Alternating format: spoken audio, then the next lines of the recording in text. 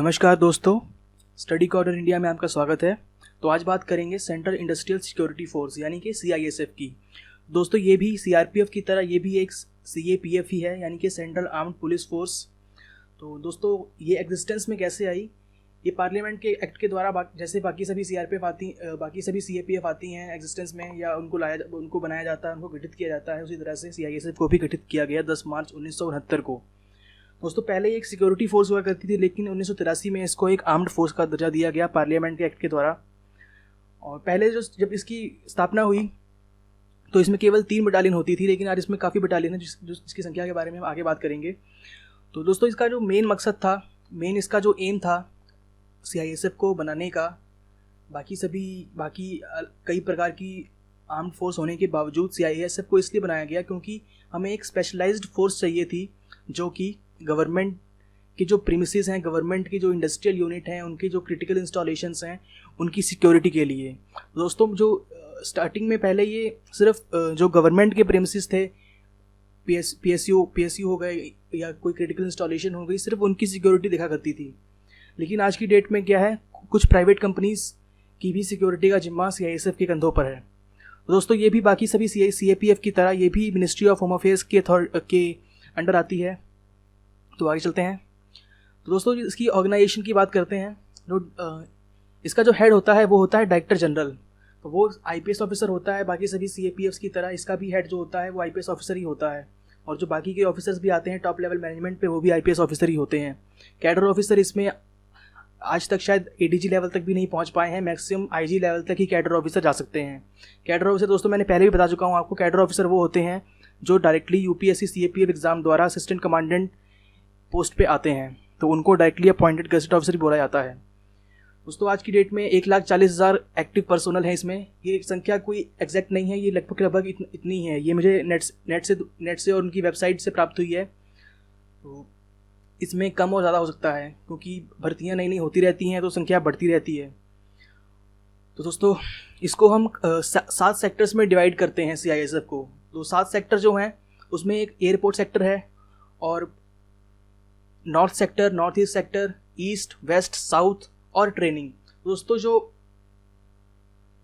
ये जो north east, waste और जो साउथ हैं, ये रीजनल सेक्टर्स हैं, मतलब इनको रीजन के हिसाब से बांटा गया है।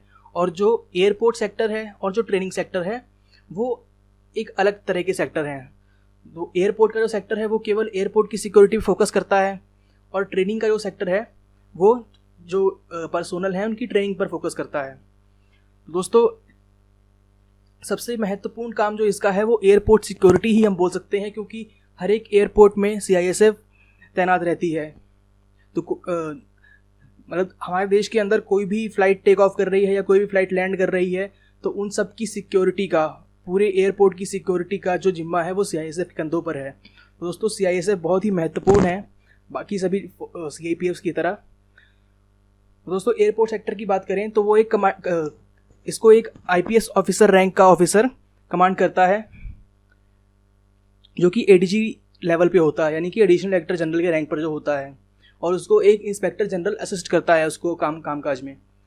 और दोस्तों जैसे मैंने पहले बताया कि जो इसमें 5 रीजनल सेक्टर हैं, तो उनको जोन्स के अंदर डिवाइड किया गया है। तो हर एक जोन का जो कमांडर होता है वो होता है डिप्टी इंस्पेक्टर जनरल, यानी कि DIG रैंक का ऑफिसर होता है उसका जोन का हेड। और हर एक जोन को यूनिट्स में डिवाइड करते हैं, और हर एक यूनिट का जो कमांडर होता है वो होता है कमांडेंट। और जो ज़्यादा महत्वपूर्ण होती हैं जो यूनिट्स, उनका जो कमांडर होता है वो होता है DIG।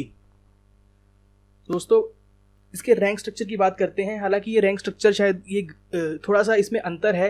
ये CRPF का रैंक है, और CRPF, BSF, ITBP, SSB का इनका सबका सेम होता है। लेकिन दोस्तों क्या है कि हल्का सा इसमें बदलाव होता है CISF के रैंक स्ट्रक्चर में। इसमें जो सेकंड इन कमांड की पोस्ट होती है ये शायद नहीं होती है, और इसकी जगह पर कमांडेंट के ऊपर एक सीनियर कमांडेंट की पोस्ट होती है। दोस्तों अगर इसमें कुछ मैं गलत बता रहा हूँ तो आप कमेंट्स में बता सकते हैं मुझे, लेकिन जहाँ तक मैंने डिटेल में रिसर्च किया है इस पर, तो ये जैसा मैंने बताया कि इसमें सेकंड इन कमांड का रैंक नहीं होता है, और कमांडेंट के ऊपर डिप्टी इंस्पेक्टर जनरल के नीचे एक सीनियर कमांडेंट का रैंक होता है। और बाकी सभी जो CAPF होती हैं, CRPF, BSF, ITBP और SSB, उनका रैंक स्ट्रक्चर जैसा कि आप देख सकते हैं बिल्कुल एग्जैक्टली वैसा ही होता है। और इनके इक्विवेलेंट दे रखे हैं राइट साइड के कॉलम में, पुलिस रैंक्स जो इनके इक्विवेलेंट होते हैं। दोस्तों रोल ऑफ CISF की बात करते हैं। कुछ चीज़ें मैंने आपको पहले बता ही दी हैं। तो दोस्तों जैसा कि आप पढ़ सकते हैं यहाँ पर कि एयरपोर्ट की सिक्योरिटी, सी पोर्ट्स की security, metro rail networks, government की बिल्डिंग्स, जैसे आप कभी दिल्ली जाएंगे तो वहाँ पर जो भी कोई मिनिस्ट्री की बिल्डिंग है तो वहाँ पर सभी जगह CISF के जवान ही तैनात होते हैं बाहर। और कोई भी जैसे म्यूजियम्स होते हैं गवर्नमेंट के, वहाँ भी CISF के लोग ही होते हैं, जो काफ़ी इंपॉर्टेंट म्यूजियम्स होते हैं या मोनूमेंट्स होते हैं, nuclear power plants, space installations. और दोस्तों CISF एक ऐसी इकलौती CAPF है जिसका खुद का एक फायर विंग भी है। तो जो फायर एक्सीडेंट कभी इंडस्ट्रीज वगैरह में हो जाते हैं तो वहाँ पर CISF काम में आती है। दोस्तों CISF ये काम तो करती है और साथ में बाकी सभी CAPF की तरह VIP सिक्योरिटी में भी और डिजास्टर मैनेजमेंट में भी ये अपना योगदान देती है। और कुछ जैसे मैंने पहले बताया था कि प्राइवेट कंपनीज़ को भी आज की डेट में सिक्योरिटी प्रोवाइड करती है। तो कुछ 2 कंपनीज़ के नाम मुझे ढूंढने में मिले, तो वो है पतंजलि और इन्फोसिस। तो पतंजलि और इन्फोसिस की सिक्योरिटी का जिम्मा जो है वो CISF के कंधों पर है। तो सॉरी दोस्तों, CRPF में कुछ रिजर्व बटालियंस भी हैं जो कि स्टेट पुलिस के साथ काम करती हैं लॉ एंड ऑर्डर की सिक्योरिटी के लिए। दोस्तों CISF को नक्सलाइट एरियाज़ में भी कुछ बटालियंस को भेजा गया है और कुछ बटालियन शायद नॉर्थ ईस्ट एरिया में भी भेजी गई हैं। तो सिक्योरिटी फोर्स के साथ साथ ये एक आर्म्ड फोर्स भी है, तो इसीलिए ये लॉ एंड ऑर्डर में भी स्टेट पुलिस की सहायता करती है। दोस्तों कुछ मिसलेनियस जानकारी देख लेते हैं CISF के बारे में। 2006 में CISF इंटेलिजेंस ब्यूरो की रिकमेंडेशन की बुनियाद पर एक स्पेशल यूनिट तैयार की गई, स्पेशल सिक्योरिटी ग्रुप, जो कि कुछ VIPs को सिक्योरिटी प्रोवाइड करती है जिनको होम मिनिस्ट्री रिकमेंड करती है। होम मिनिस्ट्री जैसे किसी को बहुत ज़्यादा खतरा होता है किसी VIP को, तो होम मिनिस्ट्री उन लोगों के नाम रिकमेंड करती है, तो उसको ये special security group security provide करता है। इसके साथ साथ दोस्तों CISF के साथ साथ जो गवर्नमेंट है वो NSG कमांडोज, CRPF, BSF और ITBP के पर्सोनल को भी सिक्योरिटी के लिए यूज़ करती है। ये मैं आपको पहले बता चुका हूँ। तो जो SPG के जवान होते हैं, स्पेशल प्रोटेक्शन ग्रुप जो होता है, जो प्राइम मिनिस्टर की सिक्योरिटी और एक्स प्राइम मिनिस्टर की सिक्योरिटी देखता है, वो भी इन्हीं लोगों से आते हैं। वो भी आर्म्ड फोर्सेस के ही, सेंट्रल आर्म्ड पुलिस फोर्सेस के ही वो जवान और अफसर होते हैं जो SPG में आते हैं।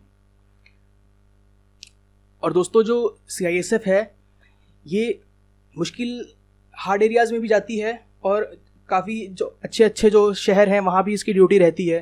तो इसमें देखा जाए तो एक तरह से जो बाकी सभी CAPF हैं उन सभी के कंपैरेटिवली इसमें वर्क लाइफ बैलेंस जो है वो काफ़ी बढ़िया रहता है। तो ये CAPF एस्पिरेंट्स चाहे वो किसी भी लेवल पर आए, कांस्टेबल लेवल पर आए, सब इंस्पेक्टर लेवल पे आए या ऑफिसर लेवल पे आए, तो उनके लिए ये पहली चॉइस रहती है।